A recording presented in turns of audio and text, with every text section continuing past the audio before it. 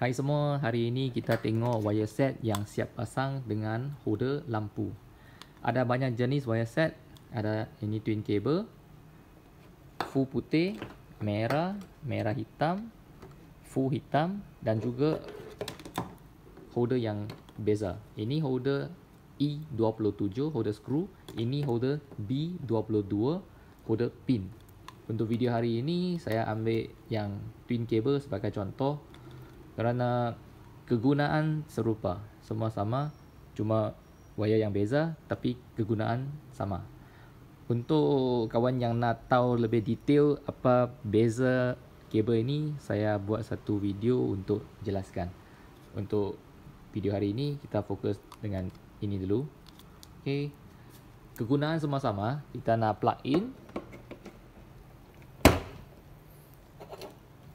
masuk mentol, on. Okey. Dan sebelum order wire set, ada dua perkara penting untuk kena ambil tahu. Nombor satu adalah holder. Holder B22, holder pin atau holder E27, holder screw. Ini pertama. Yang kedua, kabel, kepanjangan kabel.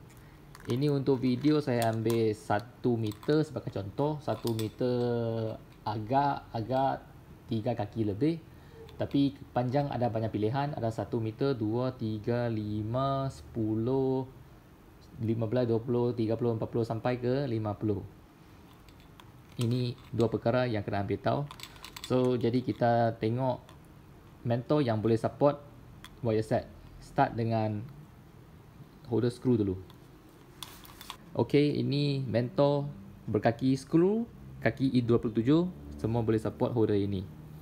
Yang mentor macam ini, old school punya mentor filament, okey. Mentor yang energy saving, okey. Mentor LED pun okey. Janji dia kaki boleh masuk, okey. Saya akan test semua one by one.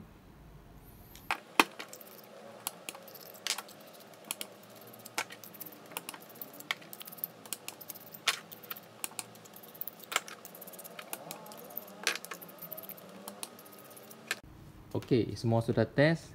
Ada juga customer dia beli wire set tapi dia pakai untuk CCTV. CCTV sekarang yang berkaki E27 boleh support. Janji dia boleh masuk. Ada customer dia sudah beli dan try, ada bagi review, kata boleh pakai, boleh support CCTV. Sekarang kita tengok yang holder B22 kaki pin pula. Okey, ini yang mentor kaki pin B22. Kaki holder pin support kaki pin. Saya macam tadi, saya akan test semua.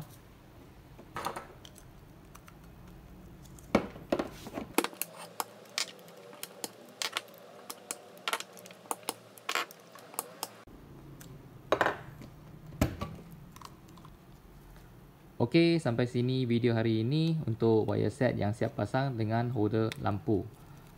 Ingat yang dua perkara tadi itu sebelum nak buat order yang kena ambil tahu. Nombor satu, holder sama panjang wire. Sekian, terima kasih.